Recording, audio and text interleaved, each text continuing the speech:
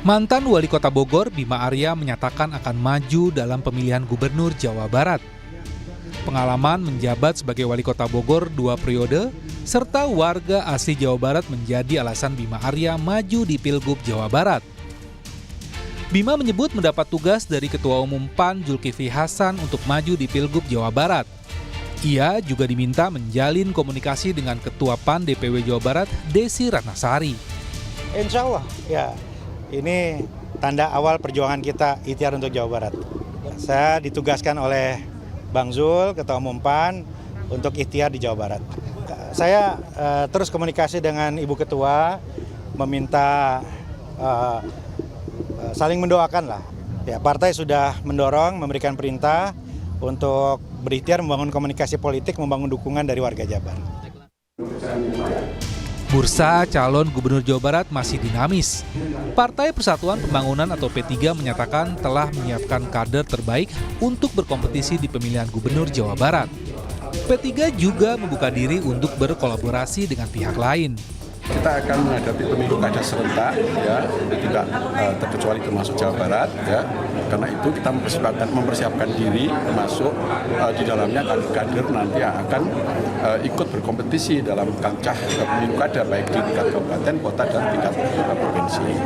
Nah juga tentu tidak menutup kemungkinan bahwa karena mungkin kader kita di daerah tertentu itu tidak ada yang ingin mencalonkan diri, maka tentu kita menerima kader dari lain ya untuk berkolaborasi berjuang di Partai Persatuan Pembangunan untuk mensukseskan pemilu kada bagi calon yang mencalonkan. Wakil Sekjen PKB Saiful Huda mengaku siap menantang Ridwan Kamil di Pilkada Jawa Barat. Saiful Huda pun memastikan PKB akan membentuk poros sendiri di luar dari pencalonan Ridwan Kamil. Saya nyalon gubernur, bukan wakil gubernur ya. Jadi kalau wakil gubernur saya akan serahkan pada kader yang lain. PKB Jawa Barat memastikan untuk gubernur akan bikin poros di luar kan Ridwan Kamil. Sejauh ini sudah ada beberapa nama yang berpotensi masuk bursa calon Gubernur Jawa Barat, termasuk Ridwan Kamil yang merupakan mantan Gubernur Jawa Barat. Selain Ridwan Kamil, nama sang istri Atalia Praratia juga masuk bursa calon Gubernur Jawa Barat. Tokoh lain yang digadang-gadang bakal ikut di Pilgub Jawa Barat antara lain mantan Bupati Purwakarta, Deddy Mulyadi, anggota DPR RI Desi Ratnasari, mantan Ketua Umum PSSI Muhammad Iriawan atau Iwan Bule, mantan Bupati Karawang Selika Nurhadiana, hingga Wasekjen PKB Saiful Huda. Hingga kini, partai-partai politik sedang mempersiapkan jagoannya untuk berlaga di Pilkada Jawa Barat 2024. Siapa yang akan maju dan menduduki kursi Jawa Barat 1 patut kita nantikan. Tim Liputan, Kompas TV. Bursa calon Gubernur Jawa Barat masih dinamis. Sejauh ini sudah ada beberapa nama yang berpotensi masuk bursa calon Gubernur Jawa Barat. Mulai barisan para mantan seperti mantan wali kota, mantan bupati, hingga mantan Gubernur Jawa Barat. Masihkah popularitas jadi pintu masuk utama di Pilgub Jabar? Akan kita bahas bersama analis komunikasi politik Universitas Padjadjaran Bandung, Mas Kunto Adiwibowo. Mas Kunto, selamat sore. Mas Kunto, kan ada nama-nama nih, mulai dari Ridwan Kamil, Desi Ratnasari, Bima Arya, Iwan Bule. Dari nama-nama yang masuk bursa, siapa yang paling potensial maju? Ya kalau menurut saya kalau masih di awal-awal seperti ini maka bias popularitasnya masih tinggi ya Mbak ya. Jadi elektabilitas akan berkorelasi tinggi dengan popularitas. Dalam artian semakin populer dia, semakin dikenal dia, maka dia akan memiliki elektabilitas tinggi gitu. Karena yang pertama publik belum betul-betul serius memikirkan, karena ya bagi pemilih seperti saya mungkin mikirnya ya kan masih lama gitu, nanti pilkadanya masih bulan November, jadi masih lama sehingga tidak perlu saya terlalu serius memikirkan itu. Dan karenanya biasanya kalau ditanya oleh lembaga survei atau ada surveyor yang datang, jawabannya ya yang paling itulah yang dipilih. Dan tadi barisan mantan itu kan punya keuntungan, baik itu bahkan mantan gubernur seperti Pak Ridwan Kamil, lalu mantan-mantan wali kota, dan tentu saja mereka yang pernah mencalonkan diri di Pilkada Jawa Barat kemarin, Pilkada Jawa Barat seperti Bang Deddy Mulyadi masih tinggi, bahkan nama Deddy Miswar pun masih muncul di bursa. Ya namanya bursa, apalagi di awal-awal akan lebih banyak nama yang bermunculan gitu. Hmm, Oke, Mas Kunto, tapi kalau dari nama-nama tadi, kalau kita lihat kekuatannya, siapa yang paling kuat? Baik itu dari ketokohannya maupun juga dari partai politik pengusungnya. Gimana, Mas? Ya kalau pertama dari partai politik pengusung tidak ada satupun partai politik di Jawa Barat yang bisa mengusung sendirian. Itu Mbak Cindy. Jadi tentu siapapun tokoh dan siapapun partai yang ada di belakang tokoh itu mau tidak mau harus berkoalisi gitu kan. Dan untuk menemukan koalisi yang pas, yang cocok, yang enak diajak kerjasama bukan sesuatu yang gampang. Dan di awal-awal ini sekali lagi juga masih bagiannya elit.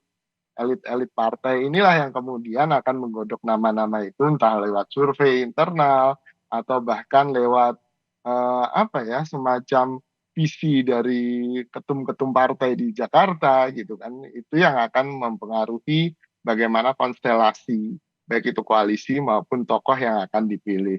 Lalu kalau soal ketokohan sebenarnya kan ya Pak Ridwan Kamil memang paling tinggi kalau dari sisi ketokohan, tapi bukan berarti kalau Pak Ridwan Kamil maju pasti menang dengan mudah gitu kan.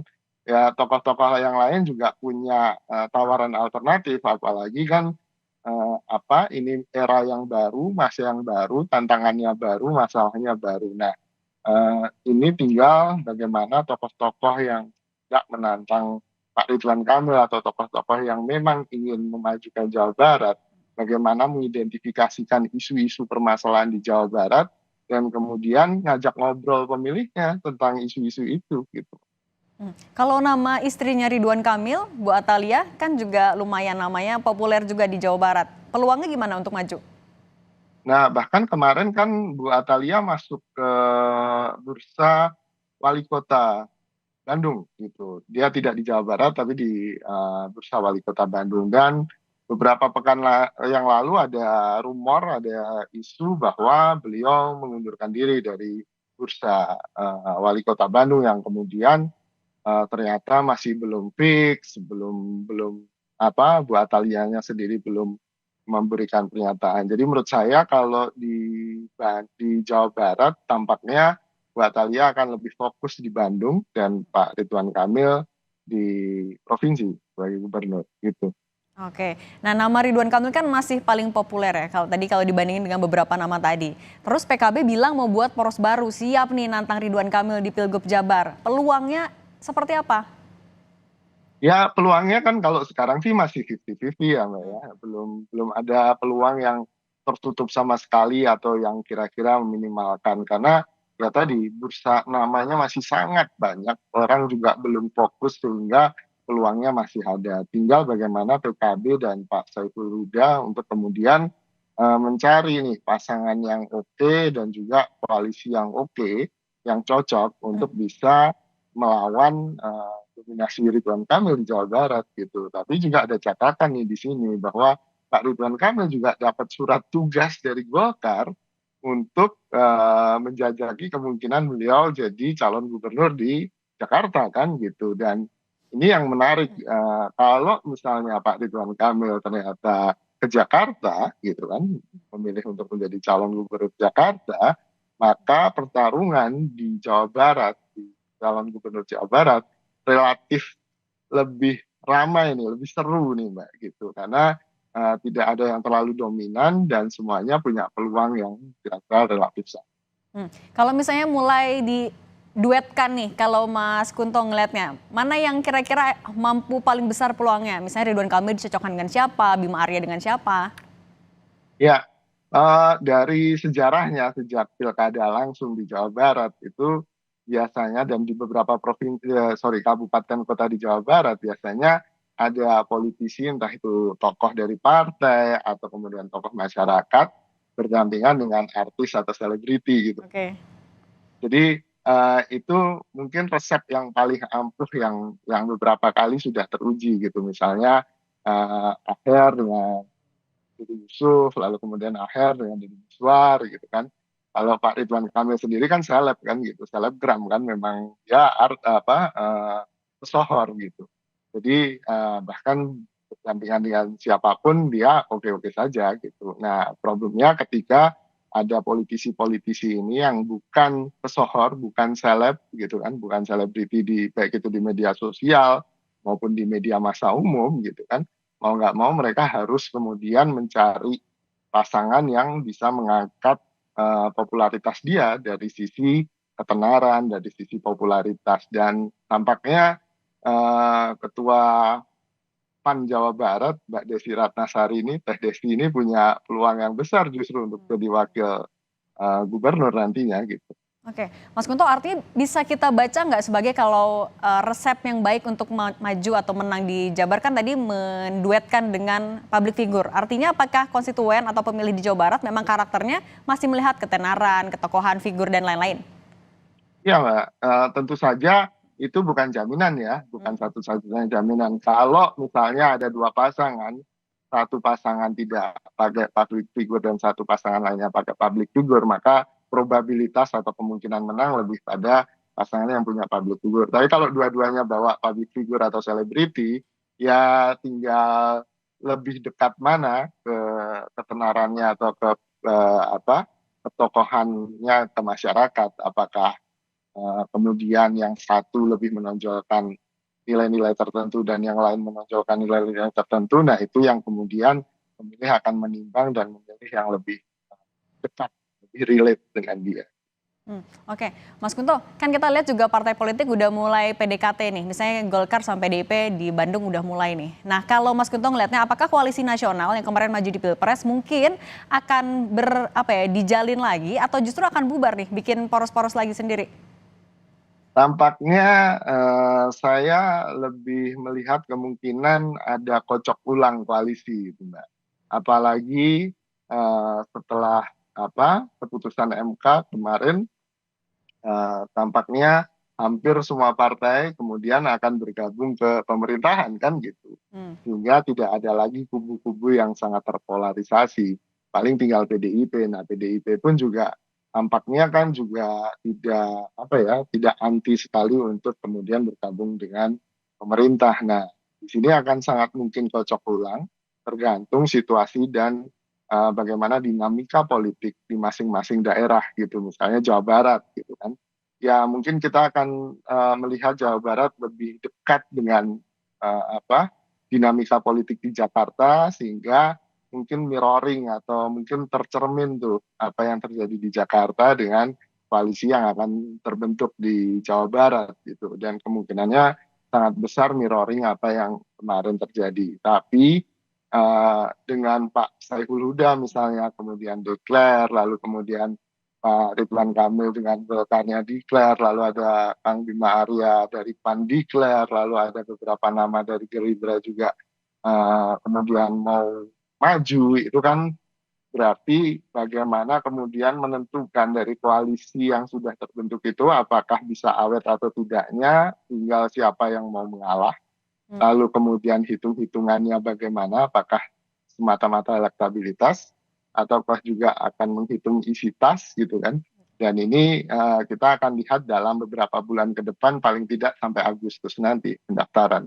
Oke, Mas Kunto, kan kalau PDIP kan sebenarnya dari pemilu ini masuk 4 besar ya partai politik di Jawa Barat. Tapi kalau kita lihat di beberapa pilkada sebelumnya di Jawa Barat, kayaknya masih banyak PR untuk menonjolkan figur tersendirinya. Sebenarnya kenapa? Apa yang terjadi?